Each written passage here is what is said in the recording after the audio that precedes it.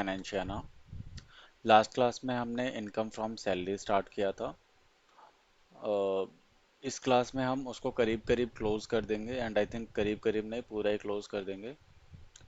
सो इस क्लास का सबसे पहला टॉपिक जो हम स्टार्ट करने वाले हैं वो है sale of movable assets at nominal price.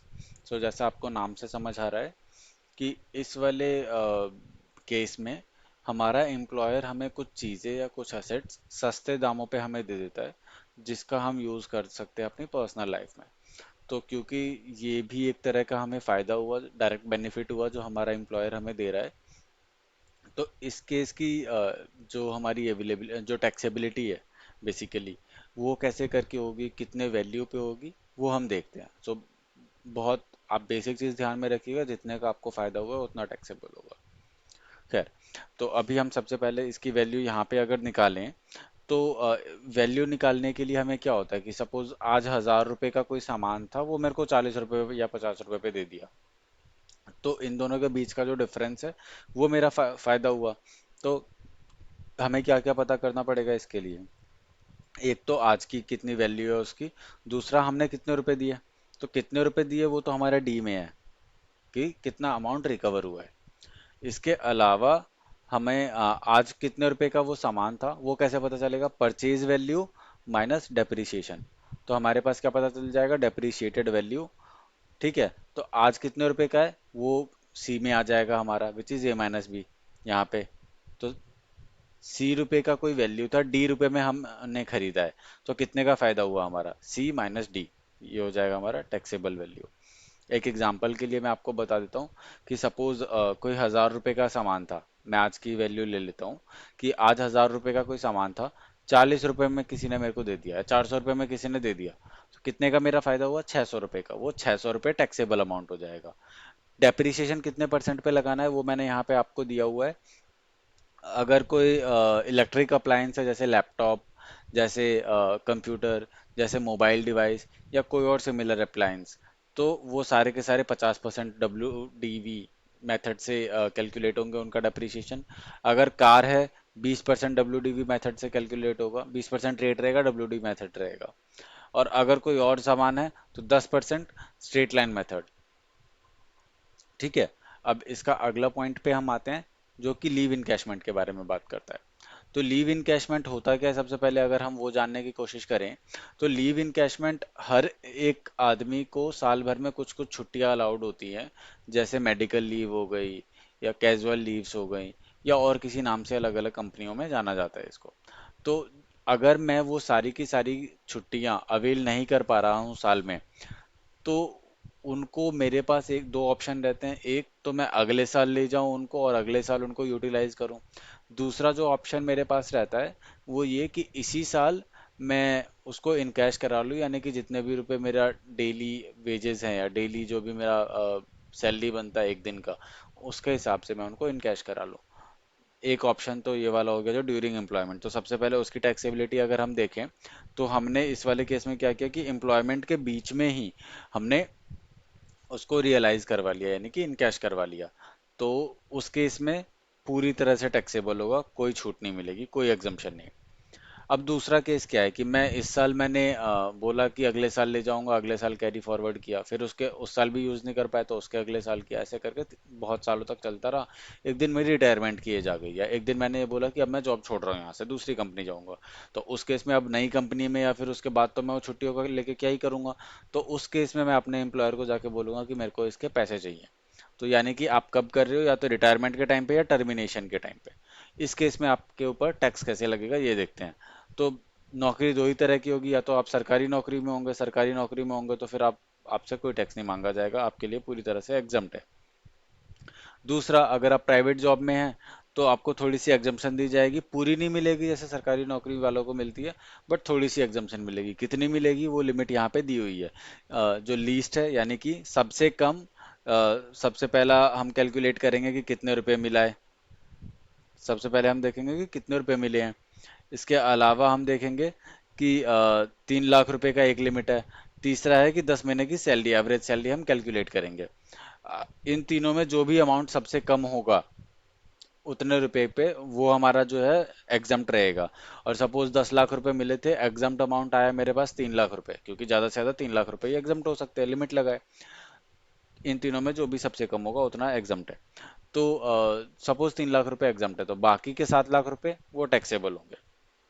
अब आते हैं अगले पे। यहाँ पे सैलरी का मतलब एक चीज और ध्यान रखिएगा, basic plus DA plus commission, पिछले 10 महीने की एवरेज सैलरी लेनी है। अब आते हैं अगला एचआरए सेक्शन वाला।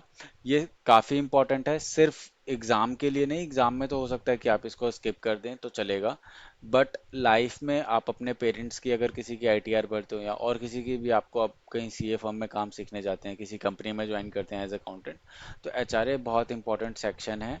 आप खुद के लिए भी यूज़ कर सकते हैं, और अगर किसी और की आईटीआर करते हैं तो उसके में भी 90% चांसेस है कि वो एचआरए का क्लेम कर रहे हो, या तो एचआरए या एक दूसरा सेक्शन होता है अगर आप रेंट पे रहते हो तो। खैर, इसकी कैलकुलेशन अभी देखते हैं कि कितना परसेंट कितना टैक्सेबल है और कितना एग्जम्प्ट है। तो सबसे पहले एचआरए जितना रिसीव हुआ, कैसे करके कैलकुलेट होगा। सपोज मेरे को साल भर में 1,20,000 रुपये का एचआरए मिला है, और मैं रेंट पे रहता हूँ। मैं महीने का किराया दे रहा हूँ 12,000 रुपये, यानी कि साल का किराया होगा मेरा 1,44,000 रुपये।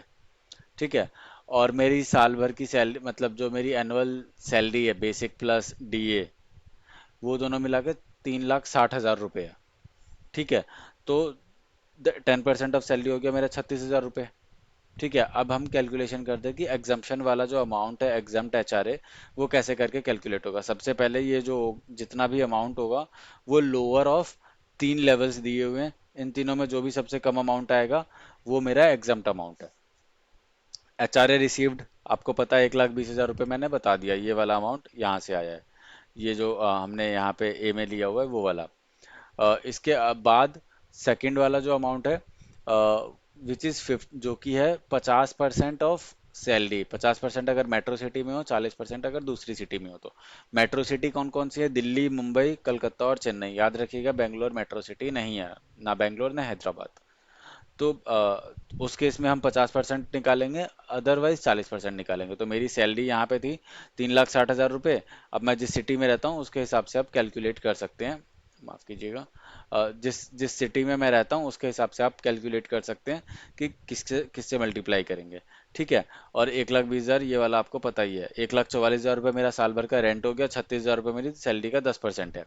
तो ऐसे करके मैंने सारी चीज़ें कैलकुलेट कर ली। इन तीनों में जो सबसे लोअर अमाउंट आया वो आया 1,08,000 रुपये, विच इज़ 1,44,000 माइनस 36,000 अगर हम करेंगे 1,08,000 आएगा। तो 1,08,000 तो मेरा एग्जाम्प्ट है। बाकी कितना बच गया? 12,000 रुपये। तो 12,000 रुपये मेरा टैक्सेबल हो जाएगा। तो ये हो गया 12,000 रुपये टैक्सेबल अमाउंट। ऐसे करके हम एचआरए कैलकुलेट करेंगे। इसका डिटेल्ड कैलकुलेशन और प्रैक्टिकल क्वेश्चंस जो हमारे 10 ईयर में है वो हम आगे देखेंगे। किसी एक क्वेश्चन के थ्रू भी आपको एचआरए वाला करवा दूंगा मैं। खैर, अभी हम आते हैं टैक्सेबिलिटी ऑफ पेंशन पे। याद रखिएगा, पेंशन, इसके आगे है प्रोविडेंट फंड और ग्रेचुइटी। तो पेंशन और ग्रेचुइटी, आपको लिमिट्स अगर नहीं याद होती हैं तो मत याद रखिएगा, बहुत ज़रूरी नहीं है, ना ही एग्ज़ाम के लिए और रियल लाइफ एग्जाम्पल पे भी। तो अगर आप क्योंकि इसका पीछे का रीज़न मैं क्यों बोल रहा हूँ आपको, ये यही है कि एक आदमी 35-40 साल की सर्विस करने के बाद जाके रिटायर होता है। तो कितने ही केसेस आप अपनी लाइफ में देखोगे कि लोग रिटायर हो रहे हैं, ग्रेचुइटी ले रहे हैं या पेंशन ले रहे हैं या पीएफ का पैसा ले रहे हैं। तो बहुत ज़्यादा केसेस आप अपनी लाइफ में नहीं देखोगे, लेकिन एचआरए के केसेस आप बहुत ज़्यादा देखोगे। तो आपको, आपके लिए इम्पॉर्टेंट है कि आप वो याद रखें।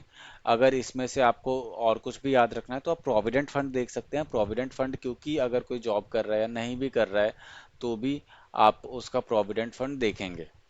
ठीक है। खैर, अभी हम जो पढ़ रहे हैं वो है पेंशन के बारे में। तो पेंशन के लिए आपको पता है कि पेंशन क्या होता है। जब हम रिटायर हो जाते हैं उसके बाद पैसा मिलता है हमें फिक्स पर महीने का।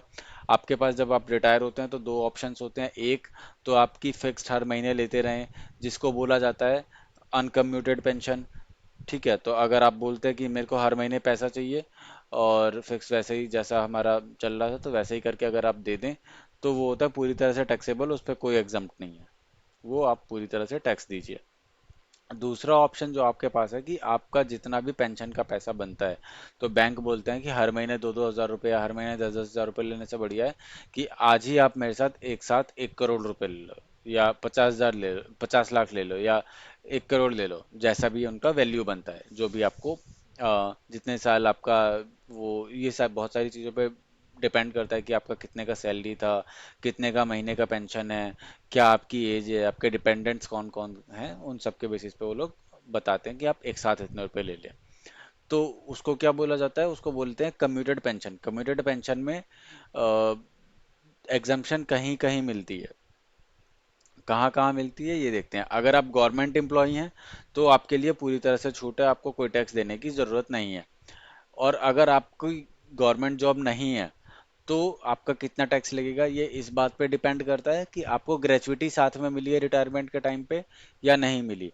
अगर आपको ग्रेचुइटी मिली है तो 1/3 मिलेगा पेंशन का। अगर आपको नहीं मिली है तो आधा जो है पेंशन का वो एग्जम्प्ट है, यानी कि 10 लाख में से 5 लाख आपके एग्जम्प्ट है अगर आपको ग्रेचुइटी नहीं मिली तो। ग्रेचुइटी मिली है तो 3,33,333 रुपये आपके एग्जम्प्ट है, बाकी पे टैक्स लगेगा। अब यहाँ पे हम देख लेते हैं नीचे वर्किंग की टैक्सेबल पोर्शन कैसे करके कैलकुलेट करना है। तो जितना आपने पेंशन रिसीव किया वो उसमें से माइनस कर देंगे आप एग्जम्प्ट अमाउंट, तो बाकी जो बच गया वो हो जाएगा आपका टैक्सेबल अमाउंट, यानी कि A - B, ये हो गया आपका टैक्सेबल अमाउंट। तो ऐसे करके पेंशन वाला पोर्शन हमारा खत्म हुआ। इसके आगे आते हैं हम प्रोविडेंट फंड वाला, ये आप एक बार कम से कम सुन तो लीजिएगा। प्रोविडेंट फंड तीन तरह के होते हैं। एक होता है रिकॉग्नाइज्ड। रिकॉग्नाइज्ड किन से, जब नाम में उनके रिकॉग्नाइज्ड है तो किसी से तो रिकॉग्नाइज्ड होंगे। वो रिकॉग्नाइज्ड होते हैं जो इनकम टैक्स के कमिश्नर या चीफ कमिश्नर से। सीआईटी यानी कि commissioner of income tax, CCIT यानी कि chief commissioner of income tax. Unrecognised इसका एकदम उल्टा है, जिनको इनसे रिकॉग्निशन ना मिली हो, सीआईटी या सीसीआईटी से, मैं शॉर्ट फॉर्म यूज कर रहा हूँ अभी। और एक होता है statutory fund, statutory PF. Statutory PF किन के लिए होता है, जो कि जिनकी सरकारी नौकरी है, इनके लिए हो गया ये स्टैट्यूटरी पीएफ। अब देखते हैं कि किस पे कितना टैक्स लगता है। सबसे पहले जिसमें सबसे कम टैक्स लगता है वो वाला हम देखते हैं। सबसे कम टैक्स किसको लगेगा, सरकारी नौकरी वालों को। इतना तो आपको अभी तक आइडिया लग ही गया है कि उनको इतनी सारी रियायतें या इतनी सारी छूट मिली हुई हैं ऑलरेडी। तो अब प्रोविडेंट फंड के लिए देखते हैं। एम्प्लॉयर का कंट्रीब्यूशन, यानी कि उनका जो एम्प्लॉयर कौन है, सरकार है। सरकार अगर कोई उनके पीएफ अकाउंट में कुछ भी पैसा जमा करवा रही है, जो मंथली जमा करवाती है, उस पर कोई टैक्स नहीं लगेगा उनको। इंटरेस्ट अगर कुछ आ रहा है तो कोई टैक्स नहीं लगेगा। जो वो अपना हिस्सा दे रहे हैं, सपोज मैं, मेरी सैलरी 70,000 रुपये, उसमें से 5,000 रुपये मेरा कट जाता है जो कि पीएफ में जाके जमा होता है। तो जो कट रहा है वो मेरी सैलरी में तो ऐड हो जाएगा। सैलरी तो मेरी 70,000 मल्टीप्लाइड बाय 12 करके ही मैं कैलकुलेट करूंगा। लेकिन जो 5,000 रुपये मेरे कटे ना, वो 80C में जाके मैं डिडक्शन ले लूंगा। तो वहां पे वो कैसे करके कैलकुलेट होगा, 13 मतलब 70,000 मल्टीप्लाइड बाय 12, 8,40,000 रुपये हो गया। इतनी मेरे सैलरी दिखाऊंगा, माइनस कर दूंगा उसमें से 5,000 रुपये मेरे महीने के कटे, मल्टीप्लाइड बाय 12 यानी कि साल के 60,000। तो 6,80,000 रुपये ही मेरा नेट में बनेगा। यहाँ पे वही है कि employ employ contribution 80C exemption मिलेगा। मिलेगा, बिल्कुल मिलेगा। एक्यूमुलेटेड बैलेंस, यानी कि जब आप रिटायर हो रहे होगे या पीएफ का जो पैसा जब आप निकालोगे उसमें से, तो आपका टैक्स लगेगा? बिल्कुल नहीं लगेगा, सब एग्जम्प्ट है, कोई टैक्स नहीं, सरकारी नौकरी है। अब इसके इससे थोड़ा सा ज्यादा टैक्स किसके केस में लगता है, जो कि रिकॉग्नाइज्ड प्रोविडेंट फंड हो गए। इन लोगों को कैसे कैसे टैक्स लगता है ये देखते हैं। एम्प्लॉयर कंट्रीब्यूशन, यानी कि अगर मेरा जो एम्प्लॉयर है वो अगर मेरे पीएफ में पैसा जमा करवा रहा है तो टैक्स लगेगा, या मेरी सैलरी का पार्ट बनेगा। 12% ऑफ सैलरी तक अगर होता है, अगर उतने तक ही वो जमा करवा रहा है तो नहीं लगेगा। 12% क्यों, 12% कानून में लिखा हुआ है, जो पीएफ एक्ट है उसमें लिखा हुआ है कि 12% का कम से कम जो है उसे कंट्रीब्यूशन करना है। और जब कम से कम लिखा हुआ है कि इतना करना है, तो आपने कभी नहीं सुना होगा कि कोई एम्प्लॉयर अपनी तरफ से ज़्यादा पैसा दे रहा हो अपने एम्प्लॉय को। तो वही केस यहाँ पे कि 12% मिनिमम बोला हुआ है, 12% आप दो, उसके ऊपर अगर दे रहे हो तो टैक्सेबल है। इसके अलावा इंटरेस्ट 9.5% तक अगर है तो कोई टैक्स नहीं लगेगा। 9.5% तक इंटरेस्ट वैसे भी नहीं मिलता है, इससे थोड़ा कम ही रहता है। आपका अपना हिस्सा सेम है, सैलरी में ऐड होगा। 80C का एग्जम्पशन मिलेगा। अगर टोटल बैलेंस आप जब निकाल रहे हो पीएफ से तो टैक्स लगेगा या नहीं? नहीं लगेगा अगर 5 साल के बाद ले रहे हो तो।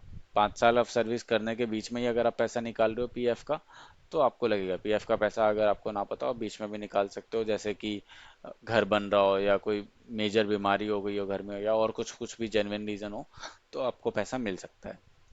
अब सबसे गंदा केस जिस पे हर बात पे टैक्स लगा देंगे लोग, अनरिकॉग्नाइज्ड प्रोविडेंट फंड। इसमें देखते हैं एम्प्लॉयर कंट्रीब्यूशन, कोई टैक्स नहीं लगेगा। और सबका इसमें अनरिकॉग्नाइज्ड में आप ध्यान रखना कि सारा का सारा टैक्स कब लगेगा? जब आप फाइनल पैसा निकालोगे। बीच में तो सरकार को कोई मतलब ही नहीं है। एम्प्लॉयर का कंट्रीब्यूशन पे टैक्स नहीं है, इंटरेस्ट पे टैक्स नहीं है, आपको आपकी सैलरी में तो ऐड होगा, उसके अलावा एटीसी का एग्जम्पशन नहीं मिलेगा, और फाइनल जब सारा पैसा निकाला तब आपके ऊपर पूरा का पूरा टैक्स लगेगा। अब आते हैं अगले पेज पे, जो कि लास्ट पेज है आज का। ग्रेचुइटी पे टैक्स कैसे लगेगा? ग्रेचुइटी उन लोगों को मिलता है, सबसे पहले मैं आपको ये बता दूं, जो कि किसी कंपनी में 5 साल या उससे ज्यादा से काम कर रहा हो। अगर आपकी सरकारी नौकरी है, आपको ग्रेचुइटी मिल रहा है, पूरी तरह से छूट है, आपको कोई टैक्स देने की जरूरत नहीं है। अगर आपकी सरकारी नौकरी नहीं है, आपको थोड़ा बहुत तो टैक्स देना ही पड़ेगा। थोड़ा बहुत क्या, बहुत ज़्यादा टैक्स लेना पड़ेगा। सबसे पहले ये देखना है कि आपकी कंपनी, जिस कंपनी में आप काम कर रहे हो, उस कंपनी में पेमेंट ऑफ ग्रेचुइटी एक्ट लगता है या नहीं। किन पे लगता है किन पे नहीं लगता है ये आपको उतना याद रखने की जरूरत नहीं है। आपके अगर ऐसा क्वेश्चन आता है तो पेपर में लिखा रहेगा कि payment of gratuity act applicable है। अगर नहीं भी लिखा रहता है तो आप मान लेना, ठीक है। अब इसमें देखते हैं कि इस पेमेंट ऑफ ग्रेचुइटी एक्ट में इस्टेब्लिशमेंट यानी कि कंपनी को दो तरह की बोला है। सीजनल इस्टेब्लिशमेंट वो है जो कि सिर्फ 6 महीने या कुछ महीनों के लिए काम करती हैं, उसके बाद बंद हो जाते हैं। जैसे कि चीनी की मिलें, जब गन्ने का प्रोडक्शन होता है या बाकी सारी चीज़ों का प्रोडक्शन होता है तो उस टाइम के लिए वो खुलती हैं फिर बंद हो जाती हैं। और अदर्स में कौन सी हो गई? जो साल भर चलती हैं। सबसे पहले हम देखते हैं अदर्स, क्योंकि नॉर्मल लोग ज़्यादा होंगे। चीनी मिलों में तो कितने लोग काम कर रहे होंगे, सीजनल एस्टेब्लिशमेंट में कम लोग काम कर रहे होंगे। तो हम सबसे पहले देखते हैं अदर्स। अदर्स में एग्जाम्पशन कितना है? लोअर ऑफ 10 लाख, ग्रेचुइटी जितना मिला वो, और 15 दिन की salary multiplied by years of year served. यानी कि आपने 5 साल तो कम से कम ईयर सर्व किया होगा, 5 साल, तभी आपको ग्रेचुइटी मिल रहा है। तो 5 साल मल्टीप्लाई में कम से कम तो 5 हो गई, और 15 दिन की सैलरी, ये आपको देखना है। अगर सीजनल एस्टेब्लिशमेंट है तो लोअर ऑफ 10 लाख सेम है, ग्रेचुइटी रिसीव्ड सेम है, 15 की जगह 7 हो गया है बस, ठीक है। और अगर आपकी कंपनी पे payment of gratuity act applicable नहीं है, लेकिन आपका एम्प्लॉयर बड़े दिल वाला होकर आपको सैलरी दे रहा है या ग्रेचुइटी दे रहा है, तो फिर उस केस में कितना टैक्सेबल होगा? ये नॉट एप्लीकेबल वाला केस है। उस केस में एग्जम्पशन है लोअर ऑफ 10 लाख सेम है, ग्रेचुइटी रिसीव्ड सेम है, यहाँ पे 15 दिन की जगह आधे महीने की सैलरी है, तो यानी कि किसी महीने में 31 दिन, किसी महीने में कितना दिन, तो उसको सीधा सीधा आधा कर देंगे, और मल्टीप्लाई तो सब में वही है, ईयर सर्व से। इसके अलावा अगर ग्रेचुइटी, कई बार क्या होता है कि हमारी डेथ के ऊपर या वैसे किसी इवेंट पे भी मिलता है, हमारी उस केस में हमें नहीं, हमारी फैमिली को मिलता है। तो उस केस में अगर हमें मिला, रिसीव्ड बाय एम्प्लॉय, तब तो इनकम फ्रॉम सैलरी में जाएगा। अगर मेरे बच्चों को या मेरे वाइफ को या मेरे पेरेंट्स को किसी को भी मिलता है पोस्ट माय डेथ, तो उस केस में इनकम फ्रॉम अदर सोर्स में जाएगा वो। सो आई थिंक यहाँ पे, जी हाँ, यहाँ पे हमारी क्लास ख़त्म होती है इनकम फ्रॉम सैलरी की। इस पे अगर आपके कोई डाउट्स हैं तो वो आप कमेंट्स में पूछ सकते हैं। प्रैक्टिकल क्वेश्चंस की जब बात आएगी तो वो मैं पहले थ्योरी ख़त्म करवाऊंगा, उसके बाद मैं प्रैक्टिकल पे आऊँगा। इसके पीछे का रीज़न ये है कि थ्योरी अगर आप कंप्लीट कर लेते तो आपके पास होने के चांसेस बहुत ज़्यादा हो जाएंगे, प्रैक्टिकल आप 1 मिनट को स्किप करके जा सकते हो। तो इसी बात पे अभी हम क्लास ख़त्म करते हैं। इसका अगला topic, income from house property, अगली वीडियो में हम लेके आएंगे। Thank you, and please do subscribe to फाइनेंशियाना।